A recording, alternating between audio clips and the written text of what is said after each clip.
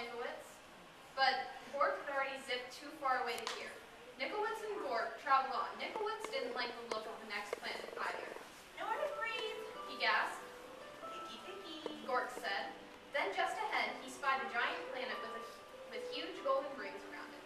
He jumped on a passing satellite and caught a ride on a ring. Whee! He squealed. This is what I call home. We can't live on a ring that goes around in circles. Yelled Nickowitz. We'll get dizzy. But Gork wasn't paying any attention. Now Nickowitz was all alone. He traveled deeper and deeper into space until he spotted a massive blue planet far out in the galaxy. It had 13 moons and refreshing breezes. This faraway place is where I'll build my home. He said. It will be safe from the big bad robot.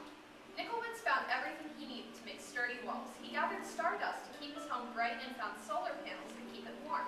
Then he grabbed a tall, shiny telescope. This'll do for a chimney, He said, though no one heard him. Rock by rock and row by row, Nickowitz built the perfect house. When he was finished, he sat down and locked the door.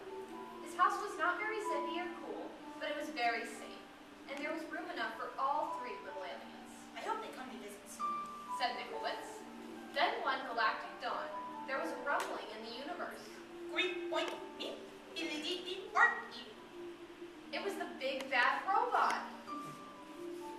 Bork was so busy on her swirly red planet that she couldn't hear the robot's call. She didn't feel its giant footsteps as it leapt from star to star, and she didn't see the robot until it was right in front of her rover. Little alien, Bleeped the robot. pull over, pull over. Not by the wheels of my trusty space rover. Cried Bork bravely. Then I'll crack and smack and whack your house down. Beeped the robot. And just like that, the robot cracked and snapped and whacked Bork's shiny rover into 100 pieces. 3 point. Beep, beep, bark, beep. As fast as the speed of sound, Bork jetted away and the robot closed behind her. Just as the robot was about to eat her up, she spotted Gork's satellite house. Gork, help me. She cried. But Gork was having so much fun surfing on the rings of his giant planet that he didn't hear Bork's cries. He didn't see the robot chomping on the comets and ripping open black holes until the big bad robot caught Gork's satellite in his huge metal claw. Little alien, It groined. come out of hiding. Not by the orbit of this ring I'm riding. Cried Gork stoutly. Then I will shudder and clutter and scatter your house down. Groaned the robot, and before Gork could fly beneath the radar, the robot clattered and scattered and shattered Gork's satellite into 1,000 pieces. Great point. Beep, beep, beep, beep, Borky. Gork barely escaped. Over here. Called Bork. Stick together. At the speed of light, Bork and Gork blasted out into space, the big bad robot getting closer all the time. Where can we hide? Cried Gork. Let's find Nickowitz. Cried Bork. He'll know what to do. Nickowitz had heard the robot's roar. He had seen what was going on with his brother and sister through the telescope, and he was ready.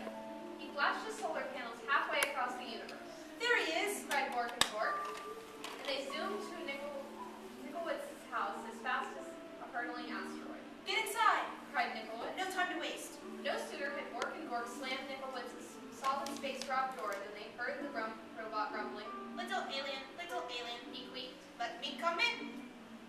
Not by the slam of my chin, chin, chin. Cried Nickowitz. Then I will smack and crack and whack your house down. Zeeked the robot. The big bad robot bashed and crashed Nickowitz's strong, solid house. Nothing happened. Then it pounded and smashed really hard. Not a crack. Then it loaded up its triple blaster and zapped that house but good. That house would not fall down. So the robot forced its way into the little alien's house right down the chimney. Hurry!